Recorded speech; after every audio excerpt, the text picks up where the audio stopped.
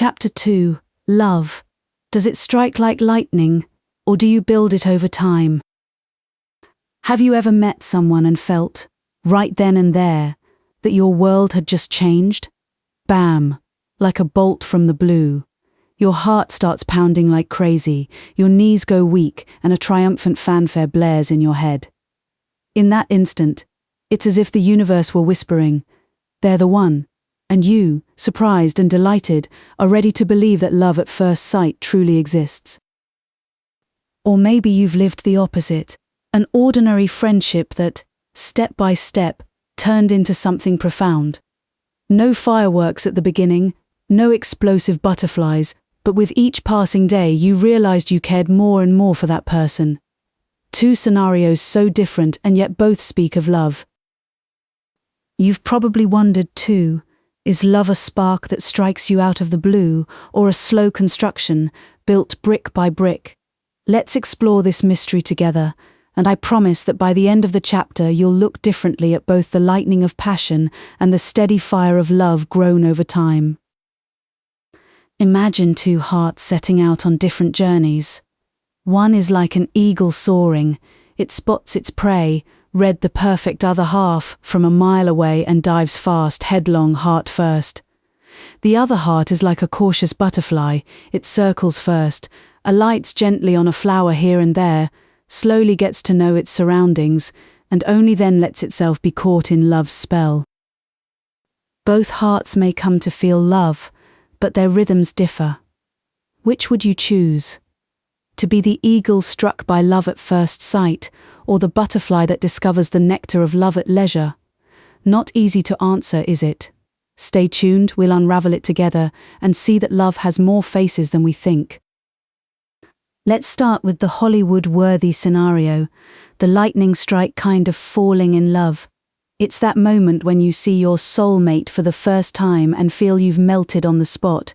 You get shivers. Your heart takes off at a gallop like a runaway stallion, and your stomach is full of a whole swarm of butterflies doing somersaults, all just seconds after your eyes meet. It's as if you'd lit fireworks in the dead of night. Unexpected, blinding, enchanting. If it's ever happened to you, you know what I'm talking about. And if it hasn't, you've surely seen it in movies or read it in novels.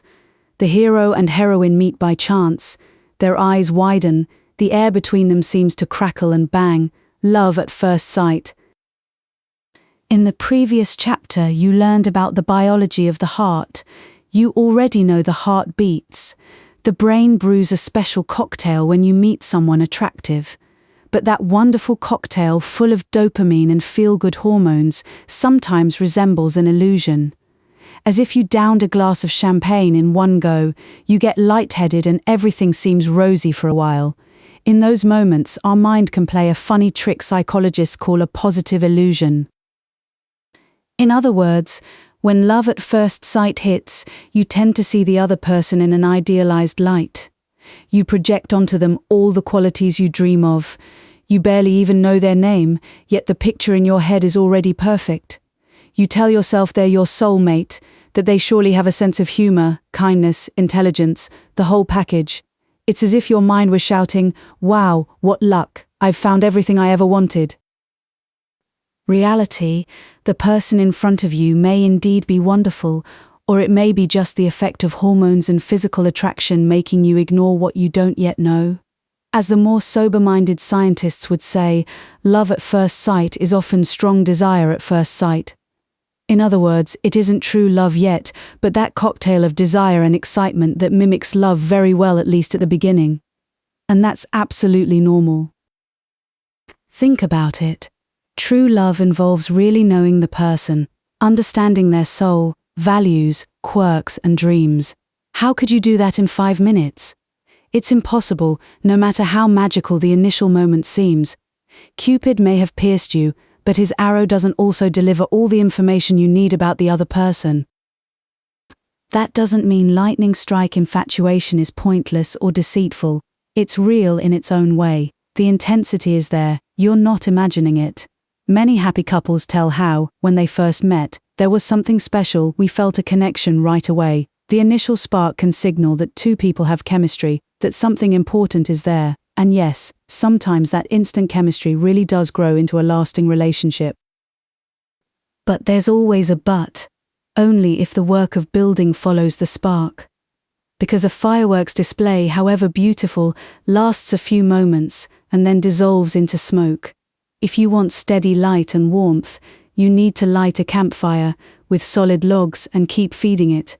In other words, for lightning strike attraction to become true love, you have to truly get to know the person you fell for in an instant, to build trust, respect, and genuine affection brick by brick. Without these added logs, the initial spark can die out as quickly as it appeared. Sometimes the very intensity of the spark can trip us up. Have you noticed that the strongest passions can bring the most painful disappointments?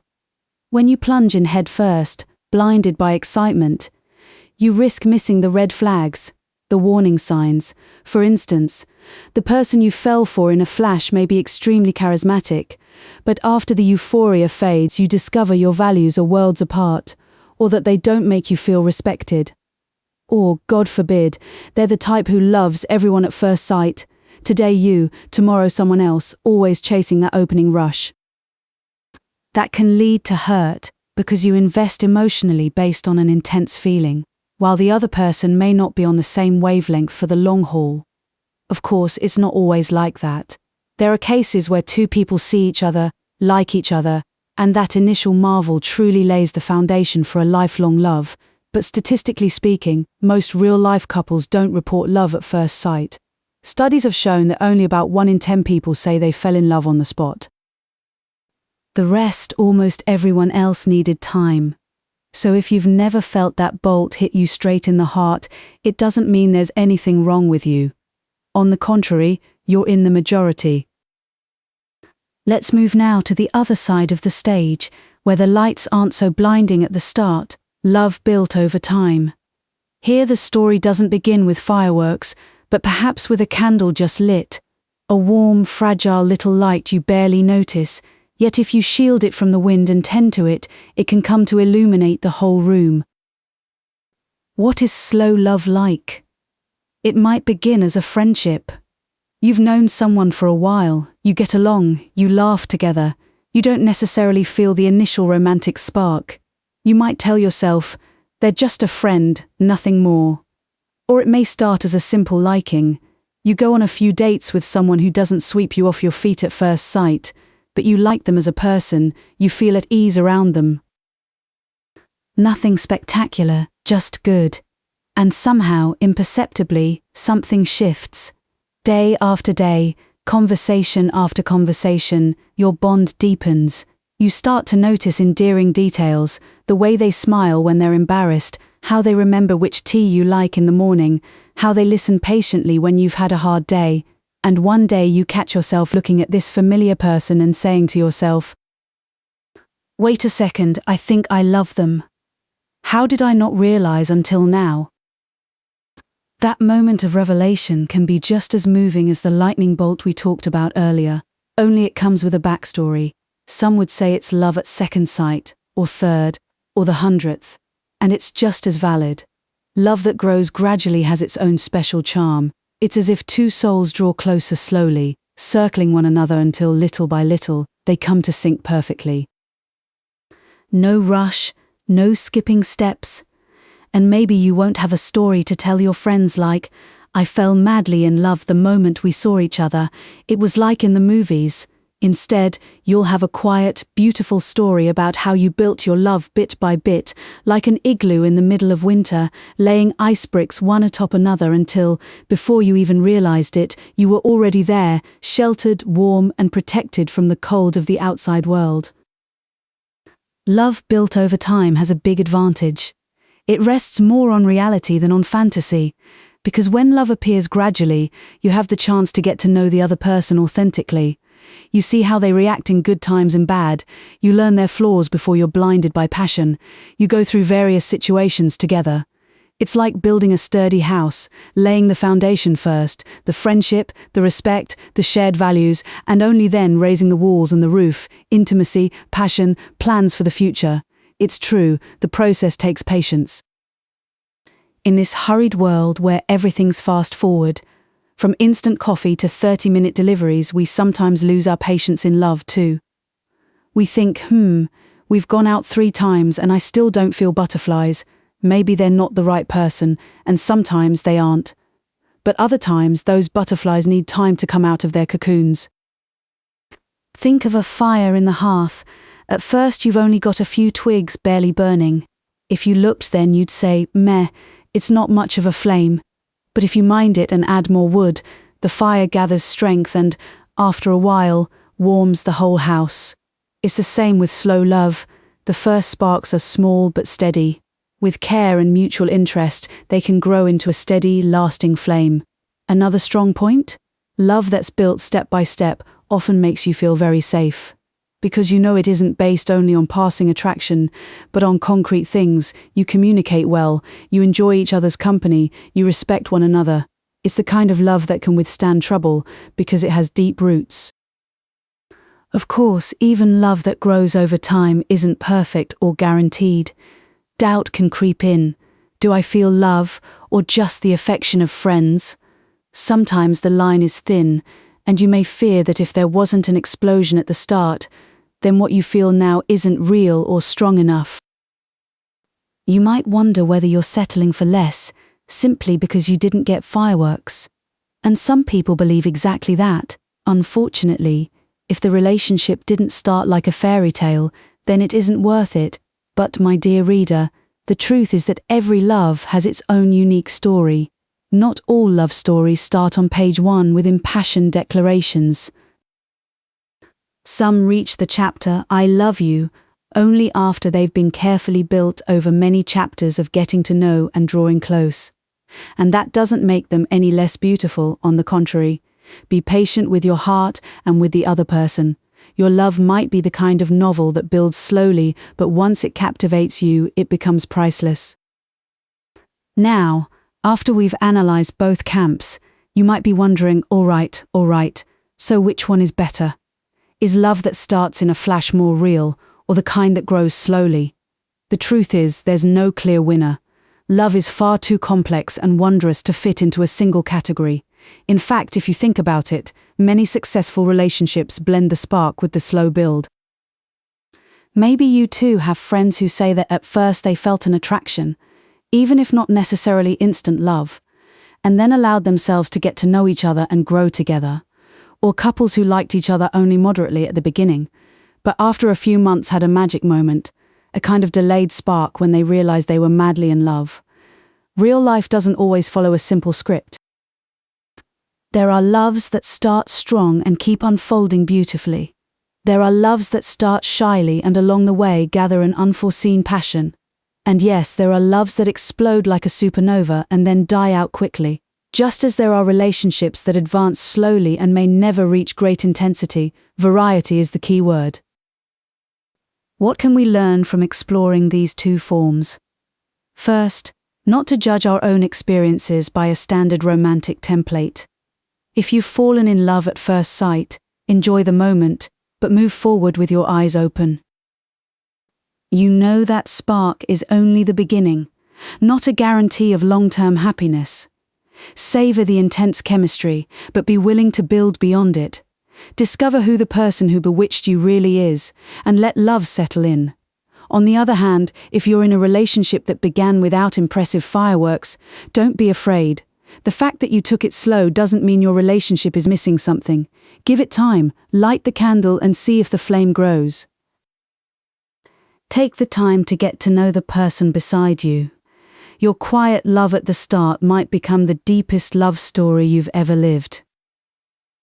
What matters is to be honest with yourself, what you feel, what you want, who you are as a person.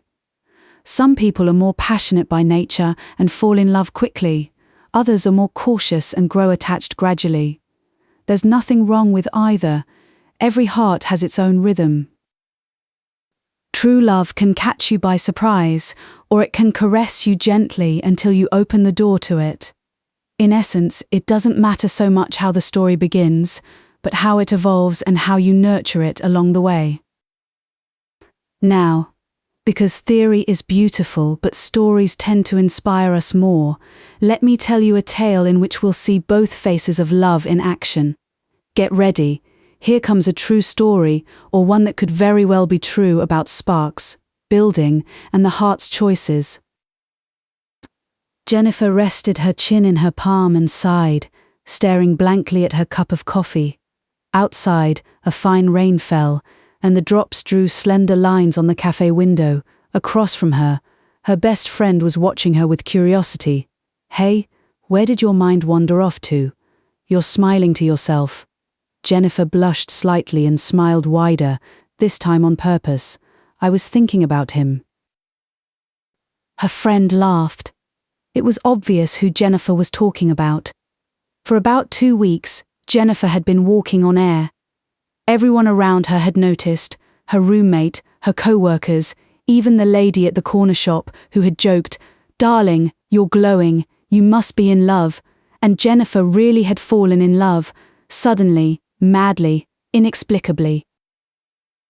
It had all begun on an ordinary Tuesday morning.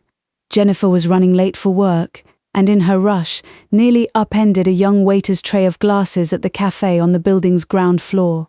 When she looked up to apologize, she saw David, and felt as if someone had hit the slow motion button. Around them, time seemed to stop for a second. David was tall, with green eyes and a warm smile, and the moment their eyes met, Jennifer felt an incredible shiver. Something utterly unexpected was happening to her. Her heart hammered as if she'd just sprinted, her cheeks burned.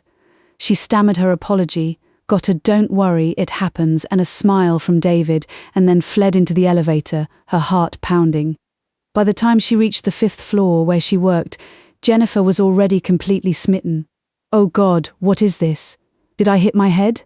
How can I feel this way about someone I don't even know?" she wondered, pressing against the elevator wall, trying to calm her racing heart. Well, fate was feeling mischievous, because in the days that followed, Jennifer and David kept crossing paths.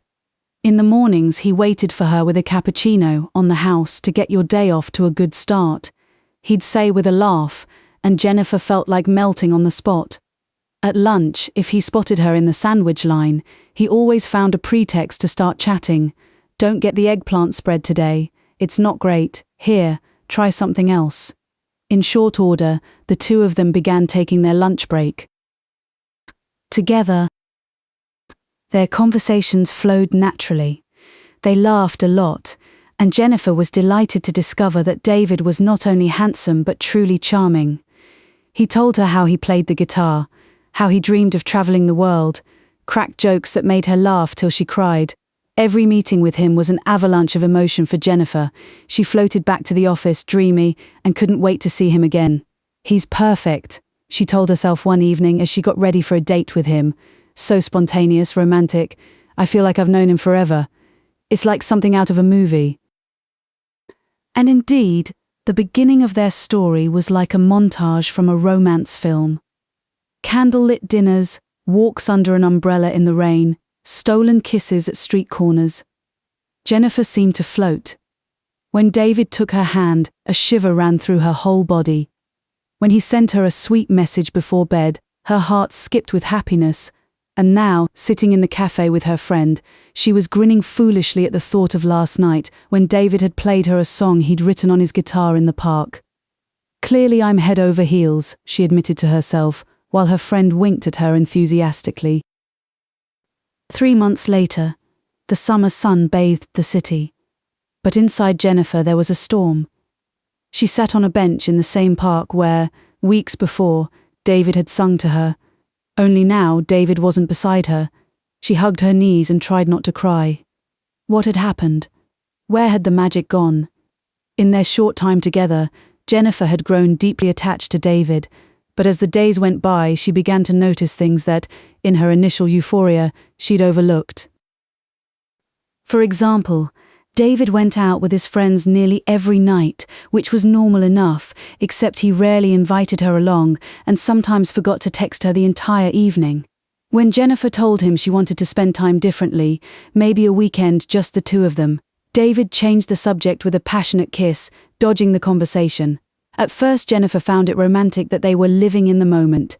But when she tried to talk about future plans, even something simple, like where they'd go for Christmas, David grew evasive. Let's not complicate things, it's still early, we'll see. In other words, David avoided depth. Everything had to stay fun, light, like at the beginning. If Jennifer was sad or stressed on a given day, David didn't really know how to handle it. He'd crack a joke, and if she didn't laugh, he'd frown. I don't like drama, come on, cheer up. Jennifer was starting to feel that, although they saw each other often, and the physical passion was intense, something essential was missing: honest communication. And when she tried to explain how she felt, David seemed not to understand. Why do you analyze everything? Can't we just enjoy ourselves? I care about you, isn't that enough? On that fateful day they fought, for the first time. With her heart in her throat, Jennifer had told him she needed stability and a sign that their relationship was going somewhere. David had shrugged. I don't know what to say. I don't think about that stuff. We're young, we're having fun. Why put labels on it? His words hit Jennifer like a cold shower. For her, it wasn't about labels, it was about emotional security. She got upset. Tears sprang to her eyes and she left abruptly for home. David didn't try to stop her. Another cold shower. That evening he didn't call her at all. And the next day, out of pride, she didn't call him either. A few silent days went by. Each waited for the other to give in. In the end, David sent a curt text: maybe it's better if we take a break. I don't want to make you unhappy. And so Jennifer's lightning bolt love ended not with fireworks, but with a sad sigh under a clear summer sky. Jennifer had suffered. She wondered if she was the one at fault, if she'd asked for too much. She wondered if love was just a game of emotions, and maybe she didn't know how to enjoy herself. The whole thing with David had taken an enormous toll on her in a short span, like a great blaze that burns fast, and now it was guttering out. In toată perioada asta, alături i-a fost cineva neașteptat, colegul ei de birou, Michael. Michael had been working with Jennifer for over 2 years. He was the kind of person who was quiet and kind, always willing to help. She had always considered him a good friend, though she had never once thought of him in romantic terms. When she saw Jennifer sad at the office after the breakup, Michael would bring her a hot chocolate from the vending machine and sit with her during lunch break, listening. He let her pour her heart out about David, about her confusion and her pain. And as she talked, Jennifer realized that Michael possessed a rare quality, a calm kindness and a warm patience that made her feel safe. While David had been like a dazzling firework, Michael was like a gentle lamp in a welcoming room. One evening, after a hard day, Michael invited her to a movie that had just come out. I know you're upset. Let's go out, it'll do you good, he said. Jennifer accepted, grateful. At the movie they laughed together. It was a sweet little comedy, and for a few hours Jennifer forgot her troubles. Afterwards they walked home, talking about the film, about music, about all sorts of nothings. Jennifer realized she felt incredibly relaxed next to Michael. She could be herself without fear she'd say the wrong thing or be judged. That night, around midnight, she thanked him. I really needed a night out like this. You're a great friend, Michael. He smiled at her, but his look seemed to hide something, a touch of sadness perhaps. Jennifer didn't think too much about it then. What followed were weeks in which their friendship grew even closer. Without quite realizing when the wound in Jennifer's heart began to heal. She laughed again, joked, and David was becoming a memory. By contrast, Michael was there every day with a kind word, a joke, invitations to little walks or lunches. One autumn day, as rusty leaves fell around them in the park, Michael brought Jennifer a scarf she had forgotten at the office. He wrapped it gently around her neck and said, "Here, so you don't catch a cold, you know. I'm glad to see you smiling again." For a moment, Jennifer felt she detected a particular emotion in his voice, a different warmth. She looked at him, surprised. Michael had flushed slightly and was turning his gaze toward the lake in the park, as if he had just revealed something without meaning to. Jennifer's heart gave a subtle start. What was that? She wondered. That evening at home, Jennifer thought a lot about Michael. For the first time, she pictured him in her mind not just as Michael the buddy, but as Michael the man, the one who had stood by her unconditionally. She remembered how he'd made her laugh when she was sad, how he'd listened to her for hours, how he remembered every detail, even what tea she liked. Without lightning, without fireworks, Michael had come to know every corner of her soul. And Jennifer realized with amazement that he cared about what he found there. In the mirror, her eyes sparkled with a new daring thought. What if the love I'd been longing for had been here beside me all along, growing slowly like a flower? The next day, on her way to the office, Jennifer saw Michael waiting for her at the corner. As usual, for some time they had been walking together in the mornings. The morning sun lit his chestnut hair, and he smiled as he handed her a coffee, 2 sugar cubes the way you like it. In that instant, Jennifer felt a shiver, not like the electric bolt of her first meeting with David, but like a sweet warmth filling her chest.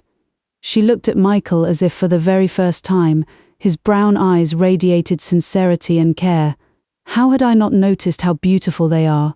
She told herself, feeling her cheeks warm.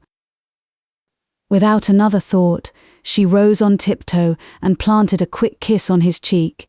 Then she said quickly, "Thank you for everything." Michael froze for a second, surprised, then smiled broadly, as if someone had just given him a precious gift. They both set off toward the office red-faced and very, very quiet, yet happy in a new way. From that day on, their relationship blossomed naturally, without spectacular flares, but with steady warmth. They began going on official dates, awkward at first, because the passage from friendship to love is moving. The first time Michael dared to take her hand at the movies, Jennifer felt that warm shiver again and squeezed his hand back, smiling in the dark. These were simple gestures, but full of meaning, precisely because they came after so long of getting to know each other. Each day added another brick to their story. After 6 months on a quiet evening, as they were cooking dinner together in Jennifer's apartment, Michael suddenly stopped, caressed her cheek and said, "You know, I love you." He said it slowly, deliberately, his voice trembling a little. Jennifer felt her heart fill with immense joy. That phrase didn't land as a staggering surprise, but as the confirmation of something that had sprouted long ago and had now come fully into bloom. "I love you too, Michael," she whispered, eyes brimming with happy tears. In that moment, she fully grasped the difference. With David, "I love you" might have been an unexpected firework, but with Michael, it was like lighting the Christmas tree, anticipated, carefully prepared, and yet absolutely magical and moving. Today, if you were to talk to Jennifer, she'd tell you she learned something precious. True love can take different forms, but what truly matters is how you live it and how you nurture it. With David, she had a bright spark that burned out quickly. With Michael, she has a warm fire that burns steadily. She feels lucky to have known both faces of love, because that way she understood what she truly wants. The lightning bolt of passion has its wild charm, and the slow building has its deep strength. Ideally, a complete love combines both, a spark, however small, to light the fire, and the dedication to tend that fire for the long haul.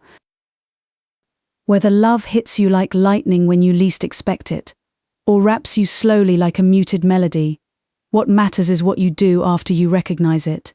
In the end, it doesn't matter whether at the beginning it was spark or slow build. What matters is that you have a love in which you feel fulfilled, respected, and happy. And for that, it's worth appreciating every way love can knock at your door.